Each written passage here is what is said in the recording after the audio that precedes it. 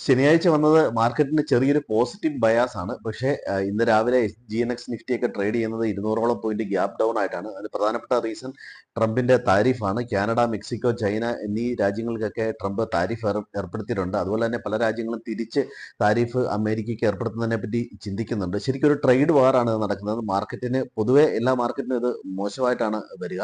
അപ്പോൾ അതിന്റെ ഒരു പ്രഷർ മാർക്കറ്റിലുണ്ട്. നമ്മുടെ ഇവിടുത്തെ മാർക്കറ്റ് ഒരു സെക്ടറിനോ അല്ലെങ്കിൽ പെട്ടെന്നൊരു ബുള്ളിഷ്നെസ് മാർക്കറ്റിന് ഉണ്ടാകുന്ന രീതിയിൽ അല്ലെങ്കിൽ ട്രെൻഡ് ചേഞ്ച് ചെയ്യുന്ന രീതിയിലല്ല വന്നിരിക്കുന്നത്. എന്നാൽ ഓവറോൾ നോക്കുമ്പോൾ ഒരു മീഡിയം ടൈം പോസിറ്റീവായിട്ട് വരാനുള്ള എല്ലാ സാധ്യതകളും ഉണ്ട്. ലിക്വിഡിറ്റി ഒക്കെ വരാൻ സാധ്യതയുണ്ട്.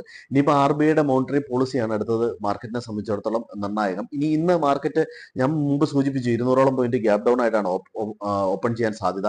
23,260, 23,130 ലെവല് സപ്പോർട്ടായിട്ട് വരാം.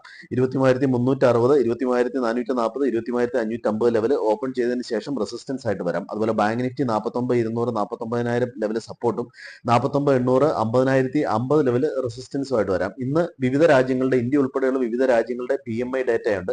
അതുപോലെ തന്നെ സാധാരണ റിസൾട്ട് സീസൺ ആയതുകൊണ്ട് അതും നടക്കുന്നുണ്ട്. അപ്പോൾ വളരെ ശ്രദ്ധിച്ച് മാർക്കറ്റിൽ പൊസിഷൻ എടുക്കുക. ഇന്ത്യൻ മാർക്കറ്റ് ഒരു സ്ലൈറ്റ്ലി ബുള്ളിഷ് എന്ന് പറയാമെങ്കിൽ പോലും, അതായത് ബഡ്ജറ്റ് കൊണ്ട് ഒരു പോസിറ്റീവ് ബയാസ് ഉണ്ടെന്ന് പറയാമെങ്കിൽ പോലും ഈ ട്രംപിന്റെ താരിഫിനോടൊക്കെ മാർക്കറ്റ് ഒരുപക്ഷെ നെഗറ്റീവായിട്ട് പ്രതികരിച്ചേക്കാം. അപ്പോൾ സൂക്ഷിച്ച് മാത്രം പൊസിഷൻ എടുക്കുക. Thank you.